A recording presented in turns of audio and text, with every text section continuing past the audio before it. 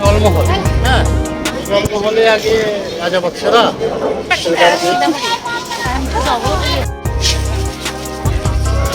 আসসালামু আলাইকুম।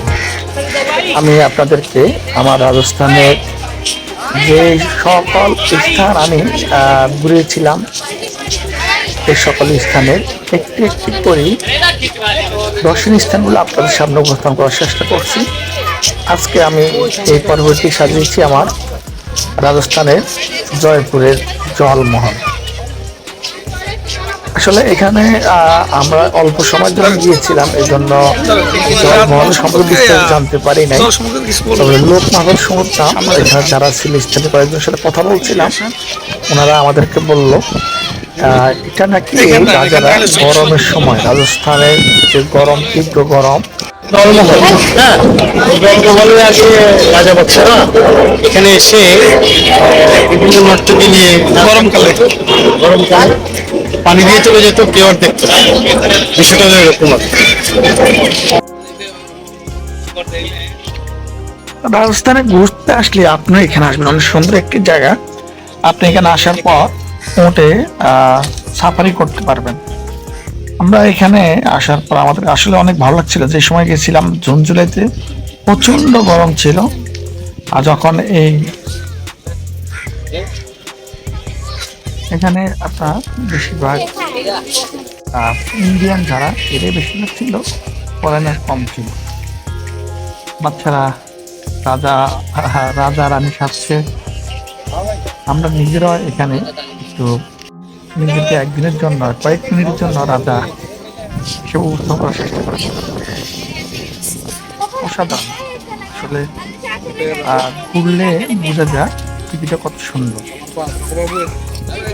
এখানে একটা ভালো লাগছিল, আপনার পাখির আনাগোনা ছিল প্রচন্ড।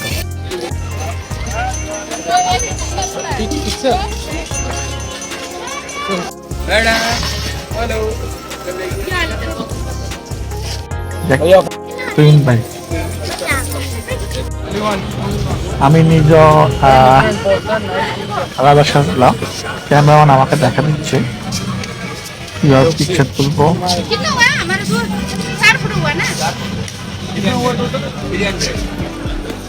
আনইজি লাগছিল যখন মানুষ সবাই তাকাইছিল, তখন নিজের কাছে আসলে খারাপ লাগছিল, বাট পরে ঠিক হয়ে গেছে।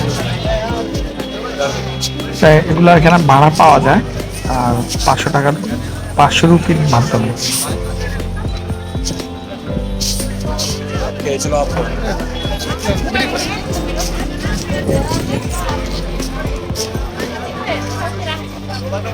হ্যাঁ,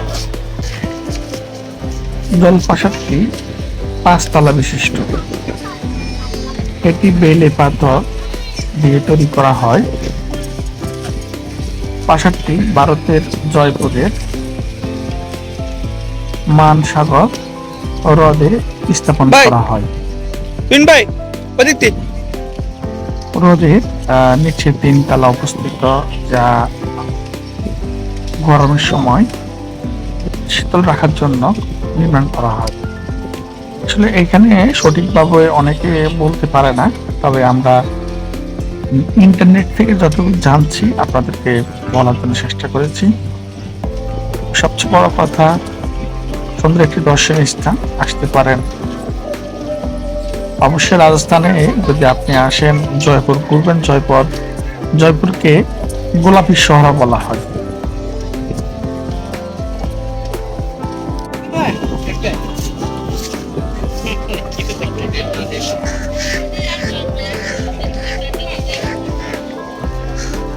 ভাই ওট সাফারি,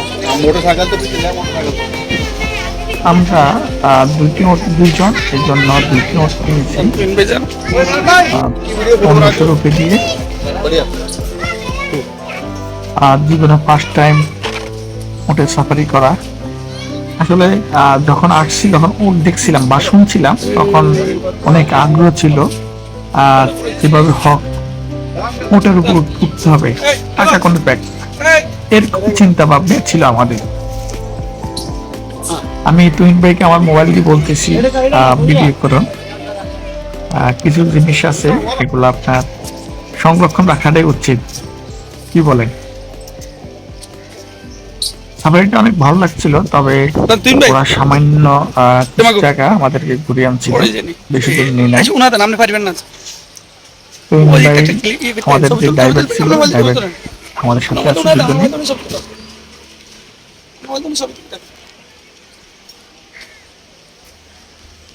ওটার উপরে উঠছে একটা বাপসাপ আছে না, এই জন্য তুহিন ভাইকে বলা কয়েকটা ছবি তুলে ভিডিও করেন।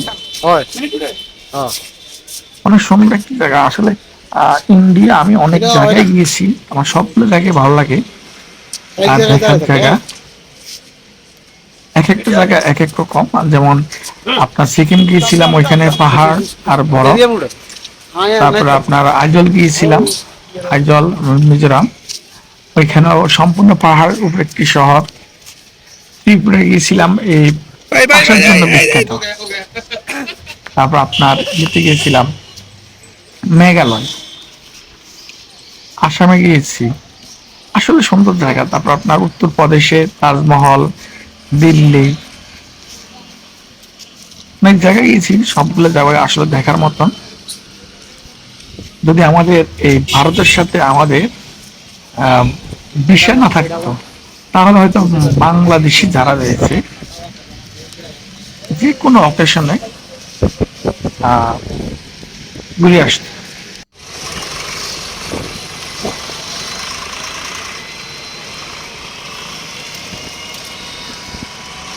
আসলে বলে শেষ করা যায় না, অনুভূতিটা অন্যরকম, খুব ভালো লাগছিল। আপনার জন্য 12 সেকেন্ড নেওয়া হয়েছে। তুহিন ভাই বলতেছে আমার জন্য, যদি আমার মোবাইলের জন্য ভিডিও করা, আমি বলতেছি 12 সেকেন্ড ভিডিও আপনার জন্য করতেছি।